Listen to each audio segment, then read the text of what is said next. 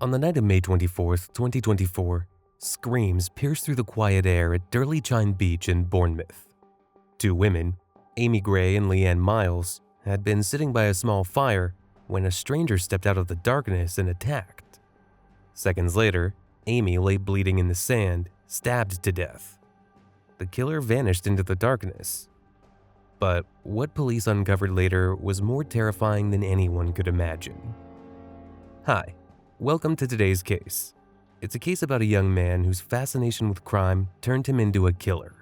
It's a reminder to watch for warning signs, even in those who seem smart and driven. Let's take a look. Bournemouth is a lively seaside town on England's south coast. Its sandy beaches and sparkling waves draw families and tourists year-round. Amy Gray lived in nearby Poole. She's married to her wife, Cian Gray. She was a personal trainer and a mom, known for her big heart and love of helping others. Leanne Miles was Amy's close friend. The two often met to chat and laugh, especially on warm evenings. But on May 24th, 2024, the two friends decided to catch up after having a busy week at work. They chose the Durleychine Beach. One thing with this beach is that it offers a quiet escape and it helps you to feel the city pulse. As the night stretched with the full moon glow over the water, the two women were enjoying their perfect night until everything changed instantly. As Amy and Leanne were laughing by the fire, a shadow was moving along the promenade. In the CCTV footage, you can see a figure pacing the beachfront, watching the women. And you can see the women on the right side of the beach with a small fire keeping them warm. We will break down all the CCTV footage shortly later in the video. However, just before midnight, the person stepped onto the sand without warning and attacked the women. Amy was stabbed 10 times, with one wound piercing her heart. Leanne, despite fighting back, took 20 stab wounds. Amy, trying to save her friend, distracted the killer by shouting at him to get away, giving Leanne a chance to escape. Leanne, bleeding heavily, called 999. Immediately, paramedics were dispatched, but they were delayed at the gate of the beach. It was when the police arrived, they forcefully pushed the gate down to have access to the beach. But on reaching the crime scene, they were greeted with the most gruesome scene ever. Amy lay unconscious, not breathing. After performing CPR on her, she was pronounced dead. But Leanne was rushed to a hospital where she miraculously survived after surgery. The next morning, the whole city of Bournemouth was shaken by the devastating news. The police have cordoned off one side of the beach to carry out proper investigations at the scene.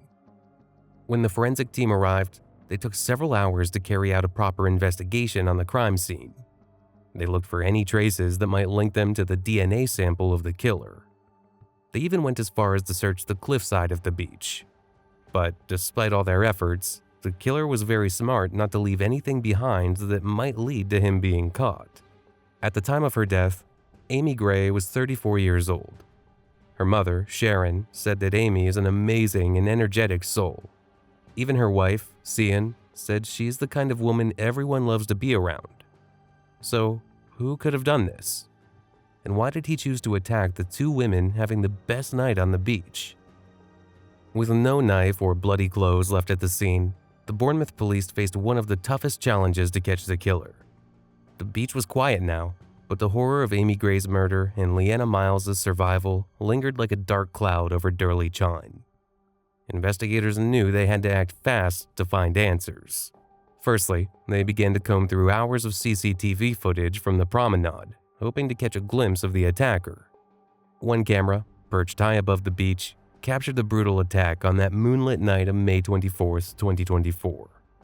The footage was grainy and blurry, but it showed a man in dark clothing moving away from the scene.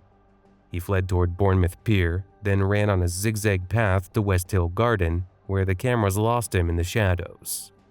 Despite the footage being distant and grainy, the police were able to identify the distinctive clothing the killer was wearing. He was wearing a black jacket and there was a gray strip across it. The killer had a bum bag with a reflective logo and there was a strap that was hanging down on his left-hand side. Still, a jacket and a bum bag weren't enough to catch a murderer. The investigators needed more to find the person who took Amy's life.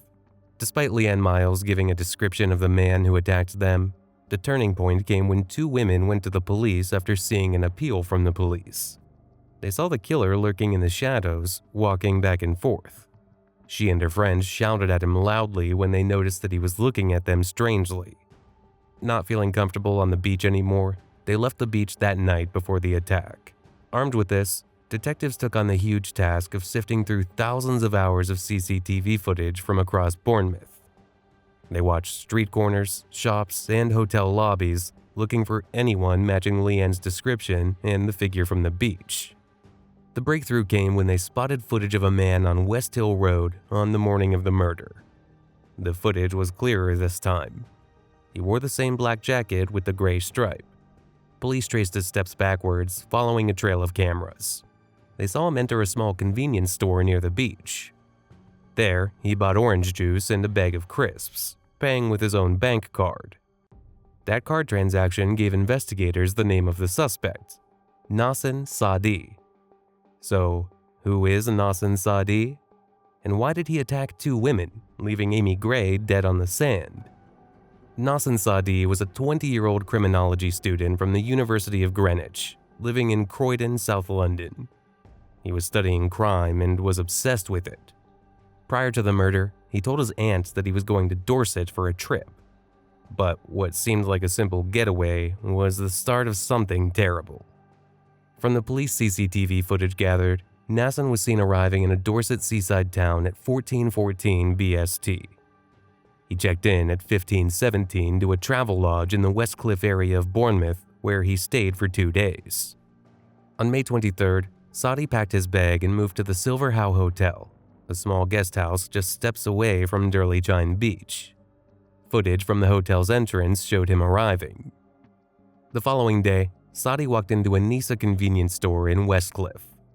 At 10:32 a.m., a camera captured him buying orange juice and a bag of crisps, paying with his own bank card. At 22:40 that night, CCTV footage captured him pulling his hood over his head before leaving the Silver Howe Hotel. At exactly 23:06, he was seen walking up and down around the promenade at Durley Chine Beach. He was wearing the same dark jacket with stripes across the chest as seen in the previous days.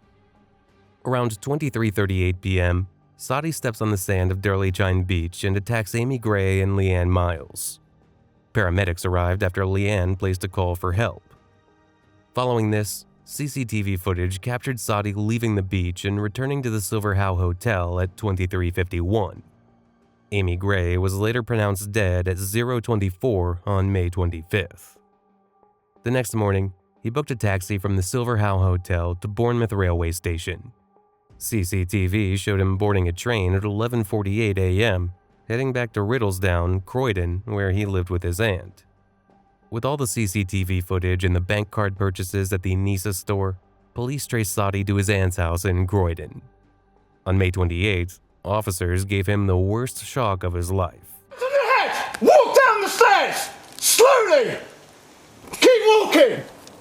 Keep walking! Stop! Turn around! Walk backwards! Hang your head! Walk backwards towards my voice! Walk backwards! Keep walking! Yeah, Keep walking! Space. Bring him out. Out! Come out! Get on your knees! Down on your knees! Down on your knees! Look at me! Stay there. Do not move. After Nassin Saadi was arrested at his aunt's house in Croydon, officers searched his room and found a knife in his bedside drawer. His grandpa told them about another knife hidden between the wardrobe and the wall. Saadi's parents also gave police more knives and an axe they had taken from him. None of the knives matched the one used in the crime at Durley Chine Beach. He was smart to get rid of all the clothes he wore that night, like his dark jacket and bum bag. When police asked for the code to his phone, he said no, knowing it could show where he'd been in Bournemouth. During the police interview, he denied that he was the person seen on the beach at night. Saadi went ahead to say he was accused of a mistake of identity. Though they saw him wearing the jacket that night, he wasn't the one. Looking into Saadi's life, I found out he loved true crime stories and studied killers. His laptop showed searches like, "How sharp are kitchen knives?" why is it hard to catch a criminal in another town, and which UK hotels don't have cameras. All year at school, he asked his teachers things like, how does a killer not get caught?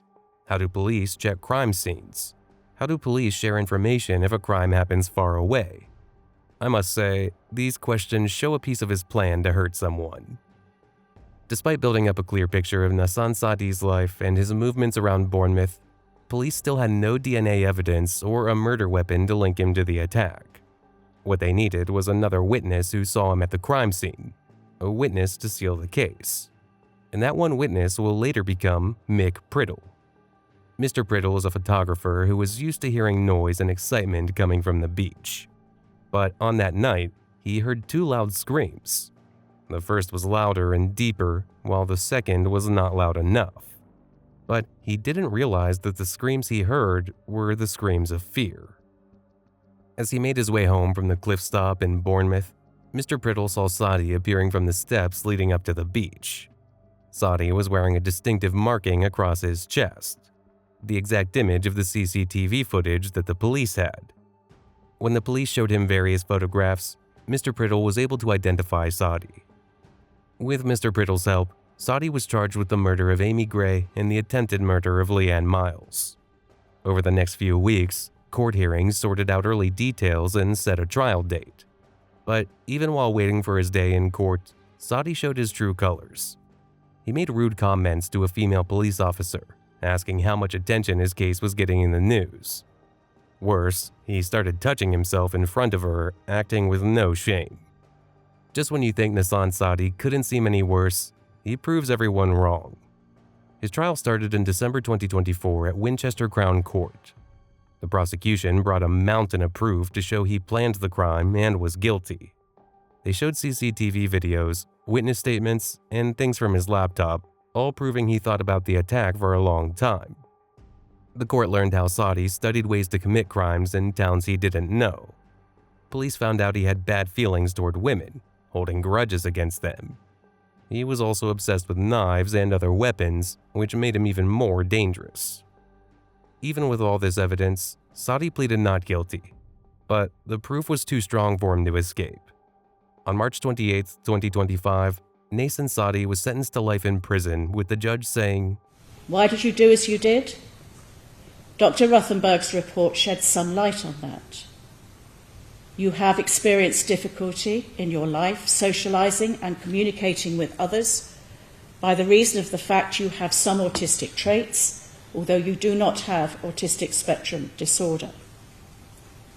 It seems that you have felt humiliated and embarrassed by repeated rejections or perceived rejections of any advances you have made, particularly towards girls, which over time has resulted in a deeply suppressed rage directed towards society and women in particular. You developed an obsessional fascination with violence, horror, crime, and the mind of those who kill, and a deep-seated urge for revenge against society.